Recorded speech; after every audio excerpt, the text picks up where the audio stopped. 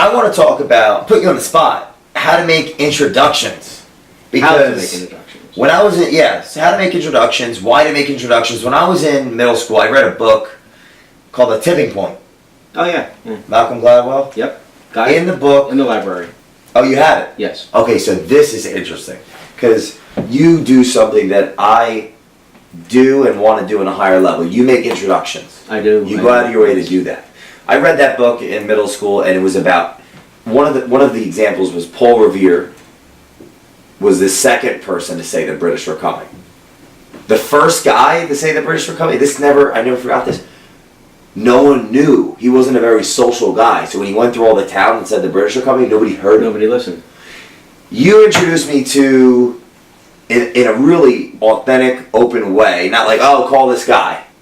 A gentleman named Todd, who I just bought his book, Todd Cohen. Mm-hmm. He's an international speaker, speaks 90 to 100 times plus a year to audience up to 5,000 plus on sales culture, communication, sales culture, that everyone in the company is a salesperson. And I just read his book, and I'm just people don't make introductions like maybe they should, or Paul Revere did. What if Paul Revere wasn't the guy that made introductions? Because in The Tipping Point, that's like the reason that they say. I guess you need a certain amount of clout, I suppose, or cred. Okay. And it just kind of happens over time. So when I first started networking, Todd actually helped me out with this, among some other people.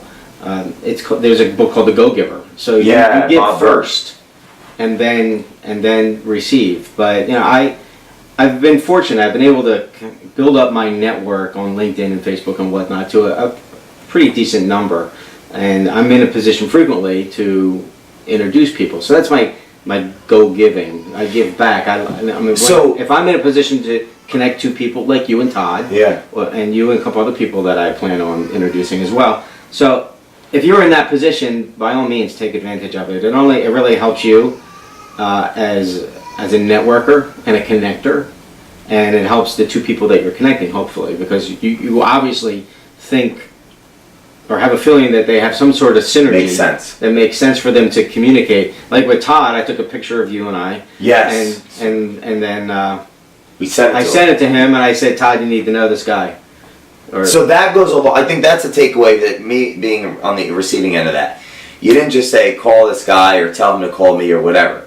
You took a picture of us together, you texted it to him, which shows that you really did go out of your way. So it's telling him like this may be a really good introduction. You're really not just blasé trying to impress me by saying it was organic as well. So meaning that it didn't sound like a form letter, and it was like it wasn't. It was right there in the moment. Like these guys need to right in the moment, very authentic. You guys need to meet. And they open a group chat and we're chatting. Exactly. And then number one, if you really think about it, I purchased this book because I trust you.